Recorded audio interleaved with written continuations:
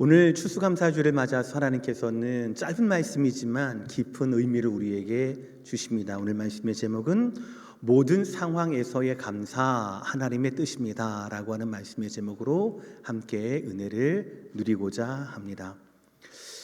요즘 우리에게 감사는 마치 스위치와도 같습니다. 감사의 스위치를 올리게 ON으로 해놓게 되면 스마트폰 알림처럼 건강검진 결과가 정상으로 와야, 그리고 또 자녀들의 학교든 아니면 직장이든 합격했습니다 혹은 승진했습니다 라는 소식이 와야, 여러분이 가지고 계신 주식 그래프가 그래도 좀 오르는 그런 소식이 와야 우리는 감사가 생겨납니다.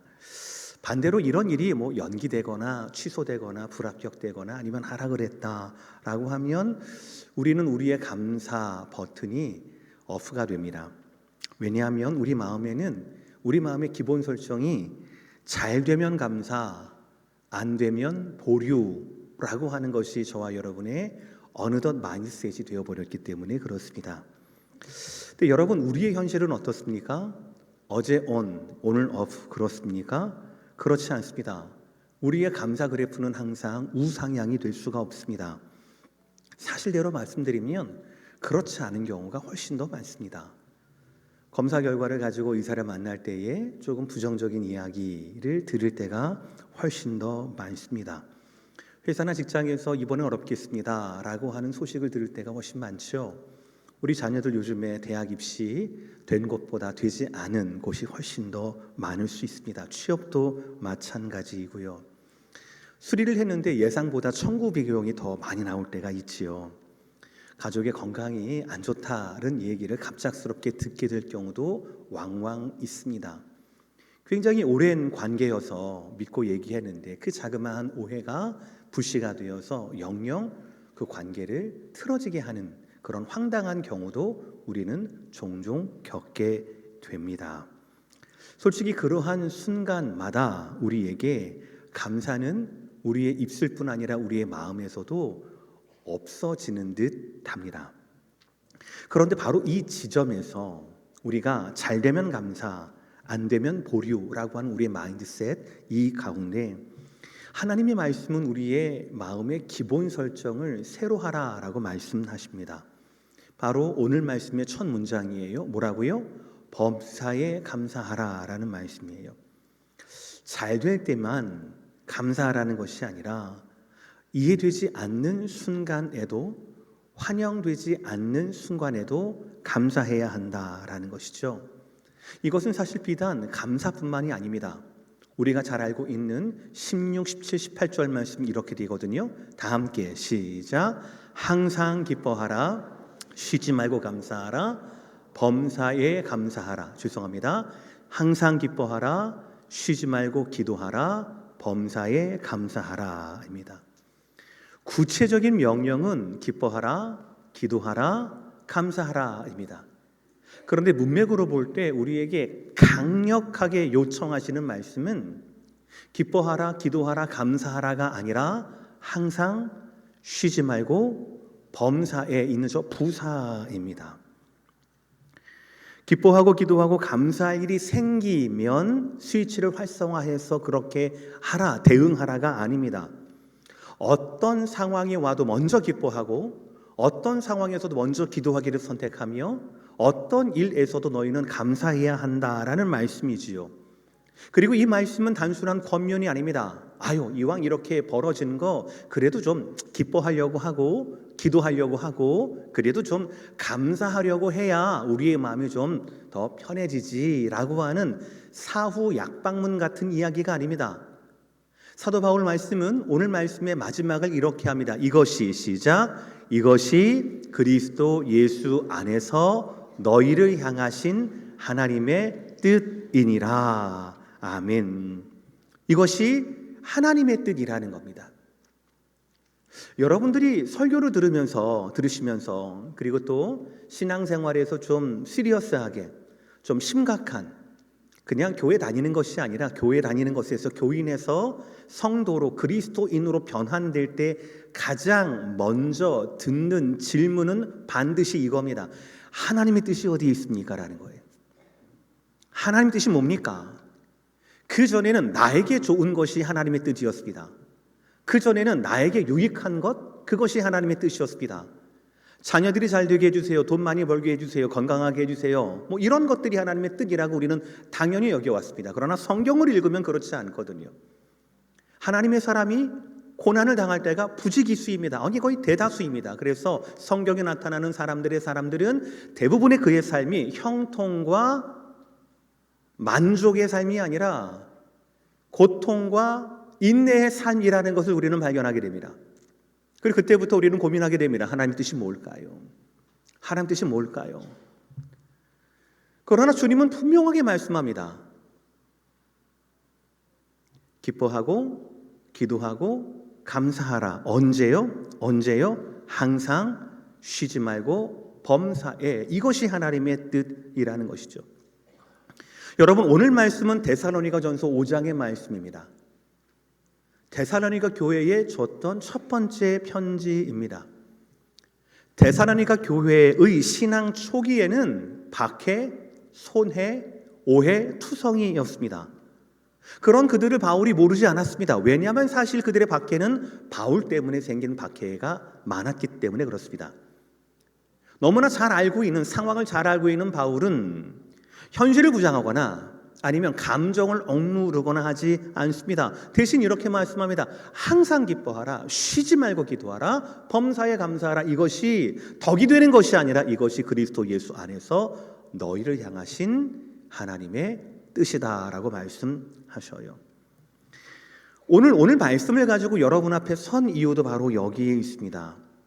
여러분, 추수감사 주일 여러분 지난 한 주간 동안 쓰셨습니까? 무엇 쓰셨습니까? 너무 쓰긴 쓰는데 시작은 하는데 너무 종이가 많아요. 칸이 많아요. 감사할 거리를 찾지 못하겠어요 라고 하는 게 혹시 여러분의 감상이었나요? 아닙니다. 문제는 우리에게 감사할 거리가 없는 것이 아니라 우리가 감사의 자리를 잃어버렸다는 데 있어요. 감사의 자리를 잃어버렸다는 겁니다. 오늘 말씀은 우리를 하나님의 뜻이다라고 말씀하면서 우리에게 범사에 감사하라. 조금도 움직이지 않죠. 여기엔 어떠한 조건도 붙지 않습니다. 왜? 하나님의 뜻이니까요. 그래서 우리는 감사의 거리를 찾기 전에 감사의 자리, 복음을 회복해야 한다라고 하는 말씀이 저와 여러분이 오늘 들어야 할 하나님의 말씀이라는 것입니다. 다른 어떤 것보다도 우리 아이들의 환한 얼굴, 거짓이 조금도 없는, 엄마가 시켜서 비디오 찍지 않는 것 같은 그들의 얼굴 가운데 친구 때문에, 음식 때문에 아빠의 그 슈퍼워킹 하드. 네, 우리 박은택 집사님, 안수 집사님 우리 딸이거든요. 얼마나 아이들의 눈에도 그렇게 열심히 일하면 슈퍼워킹 하드, 워킹 슈퍼하드라고 그렇게 얘기를 할까요? 우리 아이가. 그런 귀한 사랑이, 그 귀한 감동이, 특히 복음으로 말미암는 귀한 감동과 감사가 저와 여러분 가운데 말씀을 통하여 흘러나기를, 넘쳐나기를 주의 이름으로 축복합니다. 첫 번째 말씀은 이것입니다. 감사의 시작이에요. 감사의 기초는 신분이라는 겁니다. 상황이 아니라, 조건이 아니라 신분이라는 거예요. 저는 오늘 말씀을 데살로니가 교회의 개척 멤버인 야손이라는 분과 함께 말씀을 전하려고 합니다. 사도행전 17장을 보시면 그 이야기가 나와요. 데살로니가 도착해서 거기서 복음을 전하다가 바울과 실라가 복음을 전합니다. 야손의 집을 중심으로 사역을 행합니다. 그런데 이 교회 초창기에 가장 먼저 헌신하고 그리고 대가를 치른 분이 바로 이 야손과 야손의 가정이에요. 그래서 야손의 가정을 보면 그 당시 데살로니가 교인들의 어떤 그 상황들, 그리고 그분들의 믿음의 결을 우리는 알 수가 있습니다. 바울과 실라가 핍박을 받을 때에는 야손의 집으로 피신을 했습니다. 그리고 야손의 집을 중심으로 복음이 퍼져 나가게 돼요. 그러자 도시 전체가 복음으로 말미암아 술렁이게 됩니다. 그리고 유대에서 온 어떤 거짓 선지자들이, 거짓 교사들이 이 사실을 시기하게 됩니다. 그래서 거리의 깡패들을 고용해서 야손의 집에 쳐들어가게 합니다. 테러를 하게 됩니다. 그들이 이끌고 와서 옥에 가둡니다. 그리고 또 보석을 요청하게 합니다. 그것이 사도행전 17장 상반절에 나와 있어요. 여러분, 당시 장면을 한번 상상해 보시길 바랍니다. 복음을 받아들이고 복음에 감격해서 내 집을 교회로, 가정교회로 내어주었습니다. 사역자들이 피곤하면 와서 쉬기도 하고 그리고 전략을 짜기도 하고 기도하는 장소였습니다. 말씀을 가르치고 사람들을 품는 장소였지요. 그러나 이상한 소문이 들리더니 어느 날 갑자기 깡패들이 찾아와서 집을 뒤집어 놓은 거예요. 아이들은 울지요. 아내는 울먹이지요. 놀라고 울먹이지요. 그리고 다음날 거리에는 이상한 소문들이 잔뜩 퍼져 있습니다.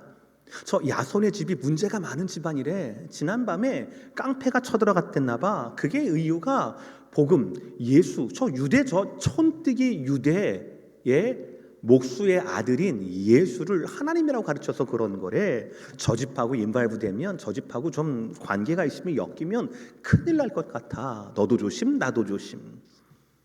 그러지 않았을겠습니까?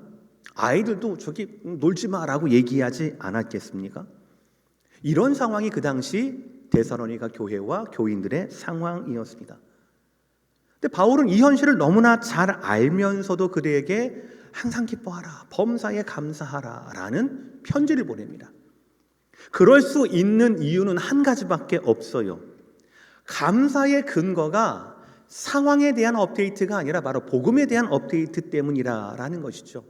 상황은 흔들립니다. 소문은 흔들릴 수 있어요. 그러나 야손과 그 교인들이 가졌던 하나님의 자녀가 믿음으로 말미암아 하나님의 자녀가 되었다라고 하는 이 신분은 흔들리지 않기 때문에 그렇다죠. 범사에 감사하라 라는 그 범사는 모든 상황 가운데 감사하라는 뜻이에요. 계약이 성사될 때에도, 계약이 불발될 때에도, 몸이 회복될 때에도, 치료의 길이 없을 때에도, 합격 문자가 올 때에도 이번에는 어렵겠습니다 라고 하는 그런 거절의 문자가 올 때에도 모든 상황 속에서 범사에 우리는 잃어버리지 아니할 태도가 있으니 그게 바로 감사라는 거죠. 모든 상황을 뚫어내는 감사가 필요하다라는 거죠. 여러분, 이것이 우리의 현실 가운데 어떻게 가능합니까? 우리가 믿는 하나님의 주권과 섭리에 대한 분명한 믿음이 있어야 합니다. 그것이 무엇입니까? 하나님에게는 큰 일과 작은 일, 이해되는 일과 이해되지 않는 일, 이 모든 것들을 엮어서 우리 가운데 선을 이루어 내신다라는 믿음입니다. 그리고 이 하나님의 주권은 우리의 능력 때문에 우리에게 임하거나 우리가 착해서 울지 않아서 크리스마스 밤에 선물을 받는 것이 아니라 그리스도 안에서 믿음으로 말미암아 주어진 하나님의 선물이라는 것이죠. 믿음으로 말미암아 하나님께 의롭게 되었다라는 것이죠. 그 믿음으로 말미암아 의롭게 될 뿐 아니라 하나님의 자녀가 되었다. 이것은 변하지 않는다라고 하는 우리의 확정된 신분 때문에 그렇다라는 것이죠. 갈라디아서 4장 6절과 7절의 말씀 다 함께 천천히 읽어볼까요? 너희가 시작. 너희가 아들이므로 하나님이 그 아들의 영을 우리 마음 가운데 보내사 아빠 아버지라 부르게 하셨느니라. 그러므로 내가 이후로는 종이 아니요 아들이니 아들이면 하나님으로 말미암아 유업을 받을 자니라. 할렐루야. 그래서 감사는, 성도의 감사는 아들의 감사인 겁니다. 그러니 이 감사는 감정이 아니라 우리가 믿음으로 말미암아 하나님의 자녀가 되었다라고 하는 고백이 먼저입니다. 어떤 옷을 입느냐, 어떤 음식을 먹느냐가 아니라, 상황이 먼저가 아니라 우리의 신분이 먼저라는 것이지요. 여러분, 잠시 언급했던 야손의 집을 여러분의 가정으로 대입해 보시기를 바랍니다. 우리도 비슷하지 않습니다? 비슷하지 않습니까? 불안정한 이민 생활 가운데 있지 않습니까? 쉴 틈 없는 하루하루를 보내고 있지 않습니까? 우리에게 전해지는 소식은 우리를 막 기운을 붙도는 소식입니까? 아니면 우리를 기운 빠지게 하는 소식들입니까? 기운 빠지게 하는 소식들이 대부분입니다. 그러나 그런 삶의 한복판에서 주님은 지금도 말씀하십니다. 내가 너를 내 안에 두었다. 그러니 오늘도 범사에 감사하라라는 것이죠. 사랑하는 성도 여러분, 성도의 감사는 무엇을 해주셔서 감사합니다가 아닙니다. 하나님이 내 아버지이기 때문에 감사합니다라는 것, 이것으로 바뀌는 것, 신분으로 말미암아 바뀌는 것, 변하지 않는 것, 그것이 바로 저와 여러분의 감사의 시작, 감사의 기초라는 것입니다. 사랑하는 성도 여러분, 다시 한번 우리가 하나님을, 예수 그리스도를 믿는 믿음으로 말미암아 하나님의 자녀가 되었다라고 하는 흔들리지 않는 이 자녀됨에서 저와 여러분의 감사가 흘러나오기를 주의 이름으로 축복합니다. 두 번째, 감사의 터전이 있습니다. 감사의 자리가 있어요. 거기가 어디냐? 바로 그리스도 예수 안이라는 것입니다. 여러분, 우리가 여기에서 감사해서 꼭 넘어가야 할 산이 있습니다. 우리가 하나님의 주권을 믿습니다, 하나님의 섭리를 믿습니다 라고 하는 말만으로 정말 모든 상황을 갑자기 핑크빛 감사로 바꿀 수 있는가? 솔직히 어렵습니다. 왜입니까? 우리 눈에 보이니까요. 불공평해 보이는 현실이 있습니다. 설명되지 않는 고난이 있어요. 반복되는 실패가 있습니다. 그러니까 감사합니다, 감사해야지 라는 이 말이 목 끝에 넘어오더라도 이게 뱉지 못하는 순간들이 있어요. 결국 보면 감사가 안 되는 이유는 우리가 연약해서이기도 하지만 그 때문이기보다는 사실은 우리의 처한 현실이 너무나 무겁기 때문에 그래요. 무거워요, 사실은. 그런데 여러분, 오늘 본문을 다시 한번 보시길 바랍니다. 18절 전체 말씀이에요. 시작. 범사에 감사하라. 이것이 그리스도 예수 안에서 너희를 향하신 하나님의 뜻이니라. 우리는 이해할 수 있습니다. 감사해야지만 감사할 수 없는 현실의 무거움. 인내. 언제까지 과연? 너무너무 힘들잖아요. 그러나 그 모든 상황과 그 모든 현실들이 바로 저 그리스도 예수 안에서라는 이 단어, 저 말 한마디에서 모든 것이 바뀔 수 있다라는 거예요. 이 짧은 이 그리스도 예수 안에서라고 하는 것이 그냥 심심해서 붙은 사족과 같은 말씀이 아니라 사실은 이것이 우리를 범사에 감사하게 하는 우리 안의 엔진과도 같은, 우리 안의 심장과도 같은 단어가 바로 뭐냐면 그리스도 예수 안에서라는 겁니다. 왜냐하면 감사는 상황에서 나오는 것이 아니라 자리에서 나오는 것이기 때문에 그래요. 내가 어느 환경에 있느냐가 아니라 내가 어디에 속해 있느냐, 바로 그것이 우리가 감사할 수 있는 성도가 되는가 아닌가라는 것이죠. 성경은 늘 말합니다. 말씀드린 대로 성경의 모든 인물들은 다 고난이 있습니다. 인내가 그들의 삶의 숙제였습니다. 그러나 너는 고난 속에 있지만 더 넓은 내 품 안에 있다라고 말씀을 해요. 이 말씀은 여러분 현실을 무시하라는 게 아닙니다. 성경은 현실을 무시하지 않습니다. 눈물도 이야기합니다. 고통도 말합니다. 억울함과 실패, 이 모든 것들을 그대로 인정합니다. 여러분, 이스라엘의 역사가 성공입니까? 실패입니까? 실패예요. 이스라엘에 40명이 넘는 왕들이 있는데 그들의 역사가 실패입니까? 성공입니까? 대다수가 실패예요. 수많은 선자를 보내셨습니다. 성공입니까? 실패입니까? 실패예요. 예수님의 제자들 성공입니까? 실패입니까? 사실 예수님 십자가에 아무도 남지 않지 않습니까? 아무도 그의 부활을 찾거나 기다리지 않지 않았습니까? 이런 면에서 본다라면 실패입니다. 예수님도 사도 바울도 그들의 삶을 보면 눈물밖에 없었어요. 실수밖에 없었습니다. 부딪힘밖에 없었습니다. 환난밖에 없었다는 말이죠. 그러나 성경은 계속해서 말씀합니다. 네가 처한 현실보다 더 큰 현실이 있다는 겁니다. 우리가 처한 현실은 어제 다르고 오늘 다릅니다. 5년 전 여러분의 현실과 지금의 현실과 5년 뒤의 현실이 같겠습니까? 다르거든요. 변해요. 그러나 그것보다도 더 큰 현실이 있다는 겁니다. 변하지 않는 현실이 있다라는 겁니다. 그것이 바로 뭡니까? 그리스도 예수 안에서 주어진 우리를 향하신 하나님의 약속은 변하지 않는다라는 겁니다. 아브라함이 어떤 처지에 있든지 간에, 야곱이 어디에 있든지 간에, 요셉이 어떤 옷을 입었든지 간에 상황은 다릅니다. 처지는 다릅니다. 그러나 아브라함에게, 그 아들 이삭에게, 야곱에게, 요셉에게 주셨던 하나님의 그 언약은 변했습니까? 변하지 않았습니까? 변하지 않았거든요. 그 원리라는 것이죠. 그러니 사랑하는 성도 여러분, 감사는요, 범사에 감사하라.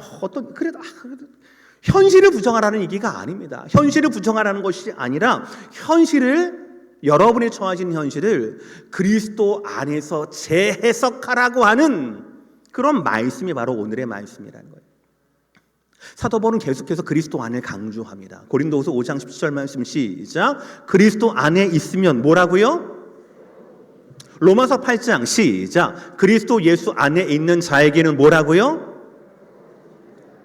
에베소서 1장 3절 시작. 그리스도 안에서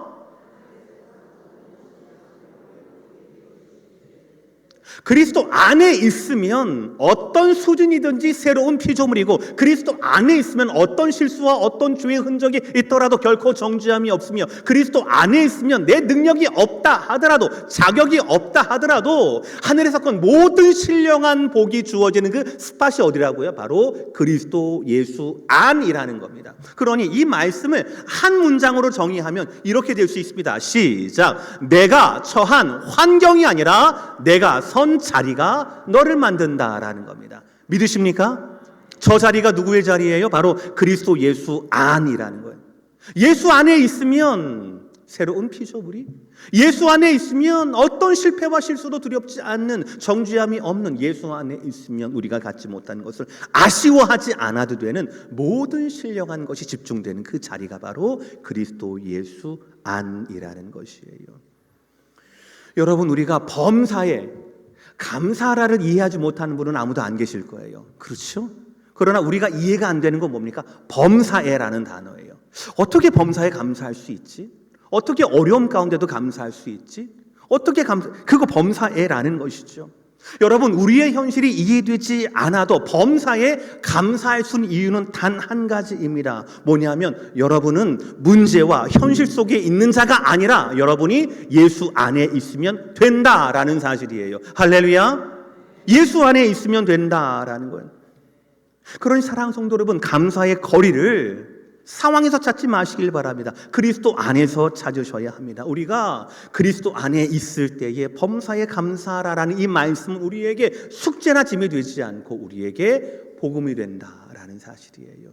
사랑하는 성도 여러분, 날마다의 복음을 여러분의 감사의 자리에서 예수 그리스도 안에서 찾아낼 수 있는 저와 여러분 모두가 되시기를 주의 이름으로 축복합니다. 오늘 진짜 강조할 말씀은 세 번째예요. 우리 세 번째 대지 한번 읽어볼까요? 시작. 나에게서 끝나지 않고 이웃을 향해 흘러갑니다. 우리는 지금까지 감사의 뿌리, 감사의 자리를 보았습니다. 1대지에서 감사의 시작은 신분이라고 말씀드려요. 내가 믿음으로 하나님의 자녀가 되었다는 그 신분, 움직일 수 없는 거죠. 변할 수 없는 거죠. 그리고 뿌리가 어디에 박혀 있느냐? 바로 예수 그리스도 안에 있다라는 것이죠. 그러면 우리의 감사는 이제 줄기를 타고 씨앗을 맺고 그리고 잎새를 맺고 꽃을 피우고 열매를 맺어야 할 겁니다. 그러면 이 감사의 열매는 과연 누구를 향하여, 무엇을 향하여 맺어야 할 건가? 아니, 감사에 무슨 방향이 있는가? 라고는 질문을 해볼 수가 있어요. 이 질문의 이유는 투명합니다. 우리가 계속해서 한 가지 마법의 단어, 그리스도 예수 안에서를 강조했잖아요, 제가. 그렇죠. 그런데 그리스도 예수 안에 있다라고 하는 게 이게 좀 어려운 말로 언약 백성이라는 뜻이에요. 언약 백성이라는 겁니다. 자, 그러면 저만 그리스도 예수 안에 있습니까? 자, 그리스도 예수 안에 계신 분들 오른손 손들어 들고 표해 주시기 바랍니다. 안 드신 분이 22분 계신데요. 네, 손 내려주시고요. 저만 그리스도 예수 안에 있는 것이 아니라 여러분들도 그리스도 예수 안에 계신 것이죠. 믿으십니까? 그러면 그리스도 예수 안에는 저만 있어요? 여러분만 있어요? 우리 오렌지 카운티 제2잔울교회만 있습니까? 한인교회만 있습니까? 아니에요. 믿음으로 예수님과 연결된, 믿음으로 복음과 연결된 모든 언약 백성들이 언약의 공동체로서 그리스도 예수 안에 있는 거예요. 우리 혼자 달랑 그리스도 예수 안에 들어가 있는 것이 아니라 하나님이 신비한 방법으로 작정하신, 그리고 부르시고 유효적으로 부르셨던 그 모든 사람들이, 언약의 백성들이 언약의 공동체 안에 들어와 있는 겁니다. 우리가 지난주에 여러분 설교를 마치고 우리가 뭘 했어요, 여러분? 밥 먹었어요? 안 됩니다. 식사하시기 전에 뭐 했잖아요, 우리가. 뭐 했죠? 성찬식을 했죠. 바로 이 성찬이 우리가 언약 백성이라고 하는 것, 나만 언약 백성이 아니라 여러분이 언약 백성이라고 하는 것, 그리고 예수님의 같은 몸과 같은 피를 나눴던 언약 백성 안에 연합이 되었다라고 하는 것의 표지가 바로 이 성찬이에요. 성찬을 통하여서 하나님 예수님께서 기념하라고 말씀하셨으니, 성찬을 통하여서 2000년 전 제자들에게 주셨던 당신의 몸과 당신의 피가 지금도 살아서 우리 가운데 역사한다라는 것, 나에게만이 아니라 성찬을 나눴던 우리 모든 언약 백성들 안에, 언약 공동체 안에 역사한다라는 사실이지요. 그러니 우리가 그리스도 안에 있다라는 말은 바로 뭐냐면 자연스럽게 공동체를 향해 그리고 이웃을 향해 이 복음이 감사가 흘러가야 한다라는 아이디어를 주는 겁니다. 그런데 그것이 아이디어뿐만 아니라 오늘 본문에 분명하게 등장합니다. 오늘 데살로니가전서 5장 마지막 9절 27절 말씀이에요. 시작. 내가 주를 힘입어 너희를 명하노니 모든 형제에게 이 편지를 읽어주라. 이 편지는 지금 뭐가 써 있어요? 항상 쉬지 말고 범사에 이것이 그리스도 예수 안에서 너희를 향하신 이것을 누구에게요? 우리뿐만 아니라 누구에게? 다른 형제들에게, 모든 형제들에게 이 편지를 뭐라고요? 읽어주라라는 거예요. 그러니까 우리의 감사가 우리 안에만 만족해. 그래 초콜릿 줘서 감사하고요, 뭐 줘서 감사하고요. 이게 아니라 우리 안에서만 만족되는 감사가 아니라 이 감사가 어떻게 된다고요? 나뿐 아니라 다른 형제들에게, 모든 형제들에게 퍼져야 한다라는 사실이에요. 이것을 주님이 명하노니라고 말씀하세요. 명하노니 말하고 말씀하세요. 뭐 감사 편지 써도 되고 안 써도 되고 목사님 모르니까 작년에 썼던 거 베껴서 그대로 쓸까? 그것이 아니라 명하노니, 명하노니. 나뿐 아니라 다른 사람에게도 명하노니. 27절 다 읽으세요, 여러분들. 내가 주를 힘입어 너희를 명하노니라고 되어 있죠. 우리 한글말로 하면 내가 주를 힘입어 너희에게 명하노니가 더 자연스럽지 않습니까? 그렇죠? 그런데 왜 너희를 명하노니라고 되어 있을까요? 번역을 잘못했을까요? 아니요, 그렇지 않습니다. 헬라 원문을 보시면 너희를 맞게 번역한 거예요. 저거는 직접 목적어입니다. 좀 중요한 거니까 어렵지만 좀 말씀을 드릴게요. 너희를 명한다라고 하는 게 뭐냐면요. 너희에게 명한다라고 하는 그 의미는 똑같아요. 사실 우리 한글에서 너희에게라고 하는 것은 직접 목적어든 간접 목적어든 다 포함하고 있거든요. 그런데 너희에게 하지 않고 너희를이라고 했던 건 바로 뭐냐면 우리가 오늘 말씀을 듣고 오늘 편지를 받았던 데살로니가 교회의 모든 성도들, 저와 여러분이 모든 사람들이 이 말씀과 이 명령에 대한 직접적인 대상이 되기 때문에 그렇습니다. 좀 쉽게 말씀드릴게요. 재판장이 있다고 칩시다. 법원이 있어요. 법원에서는 판사가 있죠. 법원에서는 피고인이 있을 겁니다. 법원에서는 방청객들이 있을 거예요. 변호인이 있을 겁니다. 검사가 있을 겁니다. 그렇다고 칩시다. 근데 판사가 결정을 합니다. 선고를 내립니다. 징역 3년 땅땅땅. A라는 사람 아무개 징역 3년 땅땅땅 선고를 해요.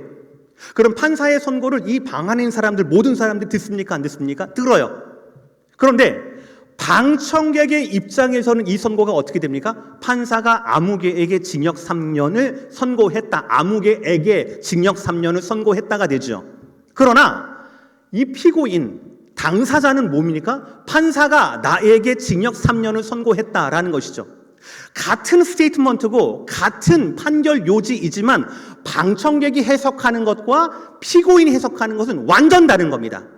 방청석에게는요 징역 3년이 간접적인 거예요. 그런가 보다 이렇게 됐네 저렇게 됐네 구경할 수 있는 겁니다. 감상할 수 있는 겁니다. 평가할 수 있는 겁니다. 그러나 피고인은 그것을 감상하면 안 되는 거예요. 평가해서는 안 되는 겁니다. 해석을 달리해서도 안 되는 겁니다. 왜요? 피고인은 직접 받았거든요. 그러니까 이 모든 징역 3년을 누가 오롯이 하는 겁니까? 오롯이 책임지는 거예요? 방청객이에요? 아니면 피고인이에요? 피고인이거든요.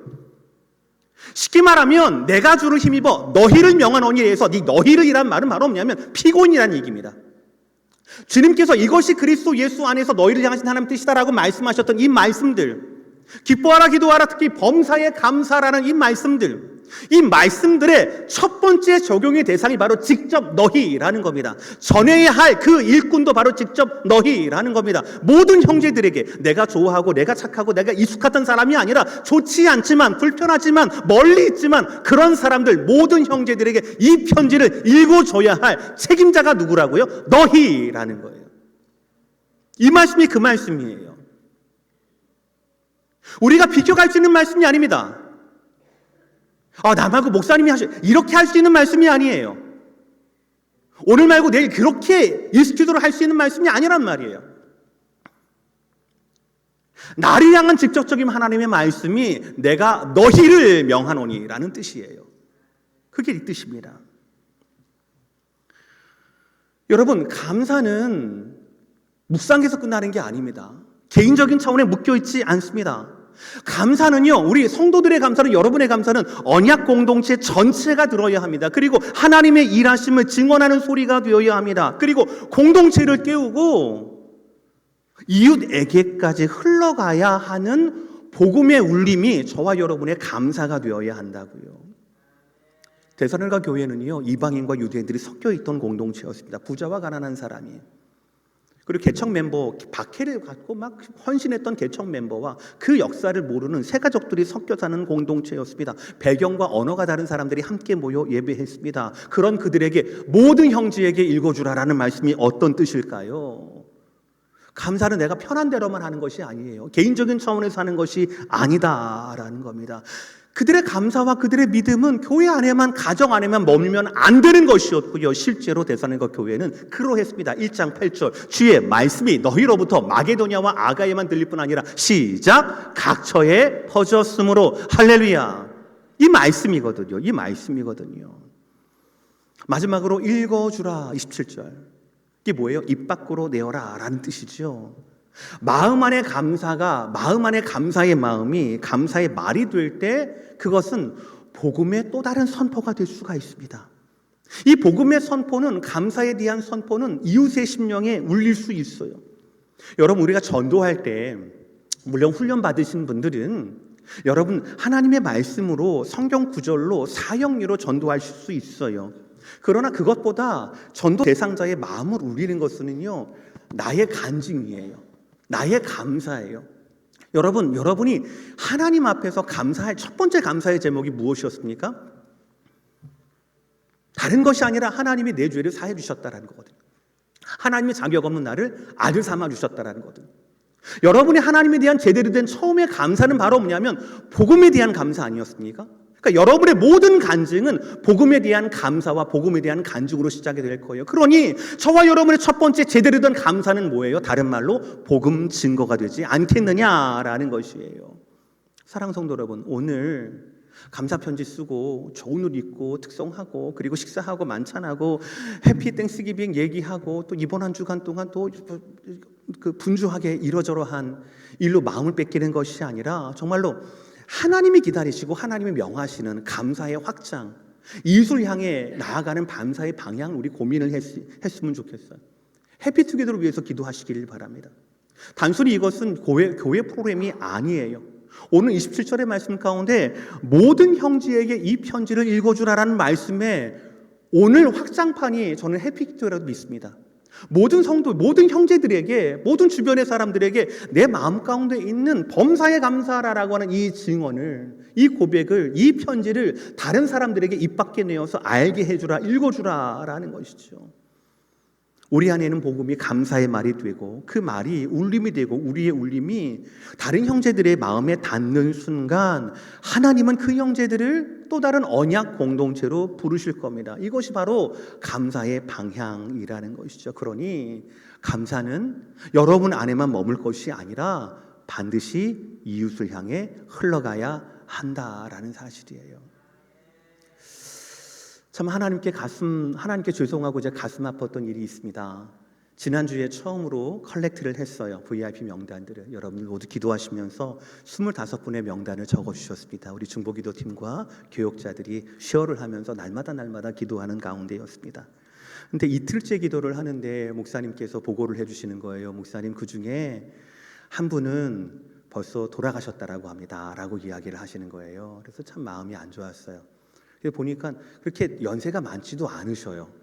연세가 많지도 않으신데 기도 대상자 중에 한 분이 벌써 돌아가셨다라는 말씀을 전해 들었습니다. 사랑하는 성도 여러분, 올해 안 되면 내년에도 또 해피투게더 하겠지. 내년에도 VIP 명단 달라라고 목사님 광고하시겠지. 예, 그럴 겁니다. 그러겠지만 우리에게 그분을 위해서 기도할 수 있는 그 기회가 언제나 주어지는 것은 아니다라고 하는 것이 분명한 저와 여러분의 현실 아니겠습니까? 하나님께서 우리에게 주신 이 구원, 이 감격, 그것이 저와 여러분의 감사의 제목이라면 그 감사는 반드시 그리스도 안에서 고백되어야 하고, 그 감사는 분명히 여러분만 적시고 여러분에게 머무는 것이 아니라 이웃에게 들려드려야 한다라고 하는 것, 이웃에게 전해둬야 한다라고 하는 것이 오늘의 말씀입니다. 사랑하는 성도 여러분, 추수감사 주일날 감사의 거리를 찾아서 헤매이지 마시고 감사의 자리를 다시 회복하시는 저와 여러분 모두가 되시기를 주의 이름으로 축복합니다. 상황이 아닌 신분으로, 감정이나 기분이 아닌 선언으로, 그리고 나에게서 이웃으로 우리의 감사의 자리와 감사의 방향이 옮겨가야 할 것입니다. 그래서 이번 추수감사 주간 한 주간은 이 감사의 제목이 우리 안에서만 맴도는 것이 아니라 그리스도 안에서 다시 자리를 잡고 이웃을 향해 흘러가는 그런 영혼 구원의 감격이 있는 감사가 되시기를 주의 이름으로 축복합니다. 그래 데살로니가 교인들처럼 우리 도시를 넘어서 아가야와 그리고 각처에 이르기까지 우리의 믿음과 우리의 사랑과 우리의 소망이 예수 그리스도 안에서 확장되고 열매를 맺을 수 있는 풍성한 영혼 구원과 추수의 감사로 주 앞에 나아갈 수 있는 저와 여러분 모두가 되시기를 주의 이름으로 축복합니다.